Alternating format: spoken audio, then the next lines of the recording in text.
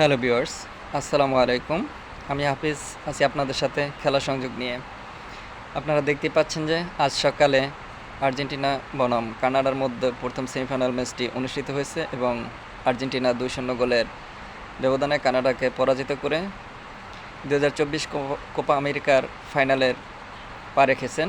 অপরদিকে আগামীকাল সকালে অপর সেমিফাইনাল ম্যাচে মুখোমুখি হবে কলম্বিয়া ভার্সেস উরুগুয়ে। সেই ম্যাচে যে জয়ী হবে তারা 2024 কোপা আমেরিকা ফাইনালে আর্জেন্টিনার মুখোমুখি হবেন।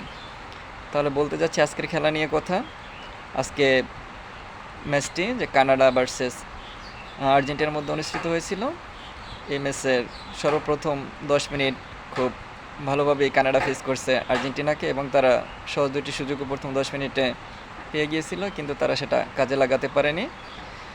তার অপর দিকে 12 মিনিটে আর্জেন্টিনার লেফটিং ডিমারিয়ার পাস থেকে আর্জেন্টাইন প্রাণভোমরা লিওনেল মেসি একটি সুযোগ পান এবং তিনি বাঁ পায়ের শট করেন, যে শটটি ঠিক গোলবারের কাছ দিয়ে গেছে বলটি বাহিরে বের হয়ে যায় এবং আর্জেন্টিনা প্রথম সুযোগটি মিস করে। কিন্তু তাদেরকে বেশি সময় অপেক্ষা করতে হয়নি।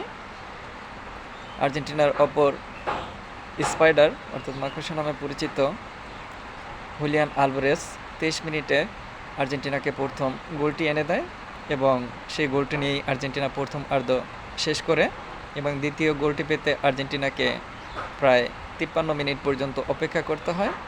সেখানেও আর্জেন্টাইন প্রাণভোমরা লিওনেল মেসির পাস থেকে বলটি ডিমারিয়ার কাছে যায় এবং ডিমারিয়া সে বলটি ফার্নান্দেজের কাছে দিলে ফার্নান্দেজের কাছ থেকে আলতো টাচে লিওনেল মেসির গোলে আর্জেন্টিনা 2-0 গোলের ব্যবধানে এগিয়ে যায়। যদিও খেলাটা আর্জেন্টিনা এবং কানাডা পরস্পর খুব সুন্দর উপভোগ হয়েছে এবং চোখে চোখ রাখিয়ে